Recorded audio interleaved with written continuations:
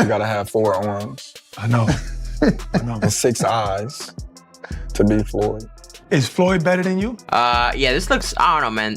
He looks like he's on some gear. That guy is Defoe on Peds. Yeah, I think he is on the PEDs, man, because this doesn't look right, man. I'm not gonna lie. It looks like there's a little... After being hit with cheating allegations, Crawford didn't hold back. He fired right back at Floyd, claiming that Mayweather simply can't handle the idea of someone surpassing him. In Crawford's view, Floyd isn't pointing to any real evidence. He's just frustrated that another fighter is now receiving the kind of spotlight he once owned. And when you consider what happened against Canelo, it's easy to see why the narrative stings. Canelo has absorbed punishment from much bigger men throughout his career, names like Golovkin and Kovalev, and walked away without ever needing surgery. But then comes Crawford, a man who climbed up from the lighter divisions and not only beats Canelo, but leaves him with an injury serious enough to delay his return. That outcome shocked the boxing world, and it's the very result Mayweather continues to point at. It's unfortunate, but I want to hear it. Breaking news, Canelo Alvarez has undergone elbow surgery after him getting beaten by Terence "Bud" Crawford. But no excuse, alright? According to Floyd, this isn't some new controversy. He claims Crawford has always had something suspicious about his gloves. And he was quick to remind everyone of a previous incident. Back in Crawford's fight with David Avanesian, his gloves actually split open mid-fight, with the padding sticking out. The referee stopped the action, the commission checked things over, but after just a few minutes, they let it continue. Moments later, Crawford ended the night with a brutal knockout. Avanesian himself has never forgotten it. He's openly said the whole situation felt shady, that Crawford was being protected because the fight was in Nebraska. In his words, it left him with bad memories of boxing, a shadow that still lingers over Crawford's name. Commenting, talking about, yeah, Terence Crawford dirt, he's dirty, he's on that snack, he's on that juice. Now with Canelo sidelined and needing surgery, those same old doubts have come roaring back. Fans are asking the obvious question. How could a naturally smaller man do what Canelo's past opponents, even the big punchers, never managed to pull off? To some, it just doesn't add up. But Crawford isn't backing down. He's firing right back at Floyd, saying this isn't about evidence at all, it's about ego. In Crawford's eyes, Floyd simply can't handle seeing another fighter take the spotlight and get talked about as one of the best in the sport. It's who has absorbed the bigger shots in the weight division. So, and it was good. It was a very good point. It was like Canelo has been hit by light heavyweights and super middleweights for the best part of a decade. Basically, he's so used to taking those shots, whereas Crawford hasn't. Crawford's been hit by 140 guys and 147 guys for the best part of a decade. Floyd's recent interview with TMZ Sports right after Crawford's win has been the talk of the boxing world. When asked about the fight, Mayweather kept it short and professional. It was good for boxing. It was exciting. The best man won. That alone turned heads because Floyd doesn't hand out compliments lightly. In that moment, he acknowledged Crawford's performance wasn't luck. He beat one of the sport's biggest names, fair and square. But that rare praise didn't last long. Within days, the tone shifted. You ready? All right, guys. Canelo, choose one, please. Guys, we gotta go. We don't. Can you elaborate on why Crawford is better than Mayweather? Just a little bit of detail. Oh, he can switch. He's very smart guy. When the conversation turned to Canelo's age, Mayweather didn't give a straight answer, but he planted a seed of doubt. Oh, I don't know. Boxing is a lot of wear and tear on the body. Maybe so. I'm not really sure, Floyd said when asked if Canelo was washed up at 35. That little hesitation spoke volumes. He wasn't calling Canelo finished outright, but he made sure to leave the question hanging in the air. Little bit of Jay Reed energy. Was this the reason that Terence "Bud" Crawford whooped Canelo pillar to post, post to pillar? Get your hand out of my pocket! Was Canelo breaking down? Is his body deteriorating? Get your hand out of my pocket! 50 plus fights, 50 plus training camps, not even talking about his amateur fights, not talking about the fights that he fought in Mexico up there in local bars. We don't know. That answer wasn't a direct hit on Canelo, but it was suggestive, hinting that Crawford may not have beaten the very best version of him. Boxing legends like Floyd know better than anyone the toll the sport takes, and while he didn't outright criticize Canelo, he didn't dismiss the idea either. The implication was clear.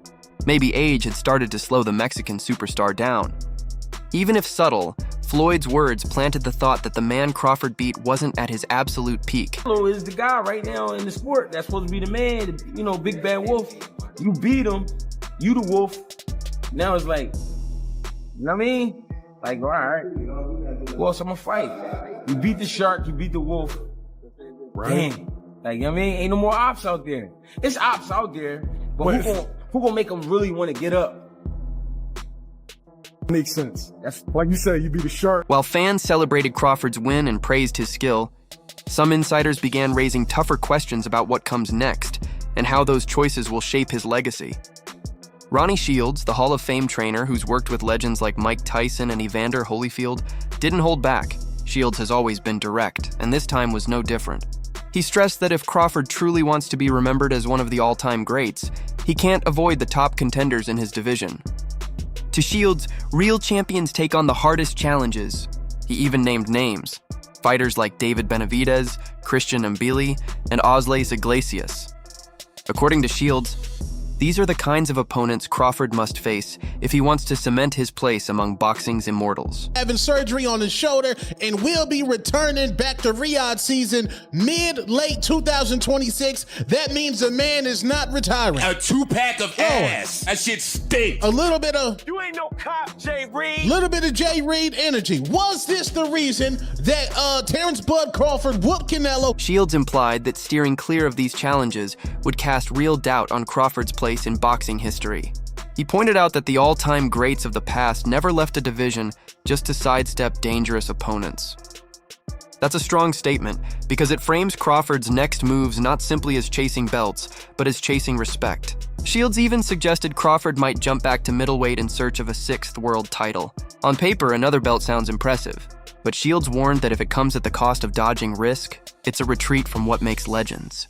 In his view, greatness isn't built in comfort. It's forged in danger. You before the fight, the Crawford-Canelo fight, and you had a Cavs hat on. This time you've got a GOAT hat on. Is that how you're feeling? I know it says Muhammad Ali, but is that how you're feeling about Bud's performance, about his whole career?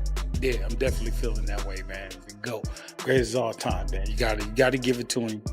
You gotta give it to him. You gotta give it to his coaches, not just me, Saul Red, Bernie, Chet. Meanwhile, speculation about Crawford's next move is heating up. On the 3 Knockdown Rule podcast, Mario Lopez floated a bold idea.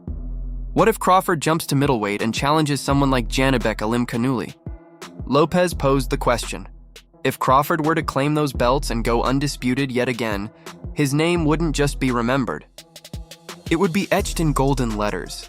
That's the kind of challenge Shields and Lopez are pointing toward, because legacy isn't built in comfort zones. It's built in the hardest fights, against the toughest men. The question is simple. Will Crawford take that path or choose the safer road? To be honest, when I set my sights on doing something and I know what I'm capable of, it's not like a surprise to me. It's a surprise to y'all because y'all didn't believe me. Now, all of this ties back to Floyd Mayweather, but not in the way people might expect. Crawford has never disrespected Floyd. In fact, both before and immediately after the Canelo fight, he openly praised Mayweather's skills. He's called him the greatest of all time. On his September 18th appearance on the 4th and 1 podcast with Cam Newton, Crawford made it crystal clear. I have nothing but the utmost respect for Mayweather. I would never compare myself to him. He's the greatest of his era, and I'm the greatest of mine. Crawford wasn't chasing headlines or trying to stir up a fake rivalry. He understood his place in history, and he admitted it openly. Looking back at like Floyd's career, like him coming up in the era that he came up in, he had all them champions that he was able to fight, and that's what led him to be so great. You know, because he fought the most champions, beat the most champions. You know, got the most money for beating the most champions. But everything shifted the moment Floyd began taking public shots at Crawford. From that point on, the respect started to fracture. And Crawford knows exactly why. The criticism, the doubt, the subtle digs. To him, it's all because he's walking the path toward being the greatest alive. The target comes with the territory, and it's not just Crawford saying it. Boxing voices are already wrestling with where he belongs in history. Jaron Andis, when laying out his Mount Rushmore of boxing, named Sugar Ray Leonard, Roy Jones Jr., Floyd Mayweather, Pernell Whitaker, and James Toney. Crawford wasn't on the list, but not as an insult. Instead, Andis explained that Crawford is the new generation, a fighter still writing his story. In his words, he hadn't factored Crawford in yet, simply because greatness in real time takes longer to process. It became a fight where Crawford made it where Canelo, to have any chance, he had to go get close. So he had to go through a bad neighborhood. Yep. And Crawford mugged him. It's that simple. He had to go through a bad neighborhood to get anything done, to get to the place that something was going to be done good. Yeah. And he got mugged going through that neighborhood. Yeah. It's that simple. Well, if I think He also sidestepped questions about a potential showdown with Crawford, insisting his focus is on his debut at 154 pounds. But the subtext was impossible to ignore. Crawford's shadow hangs over every conversation. Fighters know that when he decides, he can step across divisions and test himself against era-defining names, Floyd included. That's the other part of Crawford's story, his evolution through the weight classes. Before shocking Canelo at super middleweight, he had already conquered super welterweight, adding the WBA belt to his resume. But beating Canelo changed everything. It didn't just give him another scalp, it fast-tracked his legacy. Crawford has outgrown the division, not by size alone, but by the weight of his accomplishments. To Crawford, you did it, boy. You did it. For those who still aren't quite sure what they witnessed last night, I'm gonna let you know that you witnessed what is called a notorious boxing clinic. This is everything done right, okay? First, he worked behind the jab, people. Boxing 101. The next challenge will decide if Crawford stays a celebrated chapter in boxing history or if he's etched among the all-time greats. A showdown with someone like David Benavidez would be more than just another belt on the shelf. Beating a dangerous, naturally bigger fighter like that would elevate Crawford into the rarest echelon, men who not only conquered multiple divisions, but dominated them at the very top level. Hear me out here, Kamaru. Terence Crawford versus the Mexican monster, David Benavidez. I knew it was coming. He was the mandatory for Canelo. Oh my God. Relax. What's up? The scariest guy in the division. He's not in the division. He said he could still make 168 pounds. Dude. The reason why he was up because nobody wants to fight him. That's a big dude. And to be honest, Terence Crawford's 37 years old. It's about merit. Could I get to the generational talent? Benavidez himself seems well aware of the growing chatter. Asked about Crawford, he told The Ring, "To be honest with you, let Terence Crawford live." In other words, that's Crawford's weight class to rule. Benavidez made it clear his own focus is moving up toward light heavyweight and even cruiserweight. But the fact that a Crawford matchup even enters the conversation shows how significant it's become. For Crawford, a win over Benavidez, or any fighter of that caliber, wouldn't just add another name to his resume. It could be the line that pushes him past Mayweather in some eyes, proving he conquered not just divisions, but the most dangerous men of his era. Been this strong over the past year, these years. He ain't been getting clipped or nothing. So now, that's that snack shit. I'm telling you. Y'all laugh, I'm always... No, do tell. Open up. And that guy that a part of it, he been caught before. He went to jail for it. Talking about Victor Conte. He went to jail, right? Victor Conte? Yeah. Looking back at Crawford's past opponents also provides some context. At 147 pounds, he never consistently faced the same level of elite competition that Mayweather ran through in his prime. By the time Crawford beat Errol Spence, Spence was clearly not at his physical best. Sean Porter, another notable opponent, was already 34 and nearing the end of his career. So while Crawford's dominance is unquestionable, the caliber of competition hasn't always stacked up to the high-level names Mayweather dismantled during his era. But that's where the debate gets interesting. Is Crawford's skill enough to bridge that gap in opposition? Or does Mayweather's resume still hold the edge? Let us know what you think in the comments and don't forget to subscribe for more updates.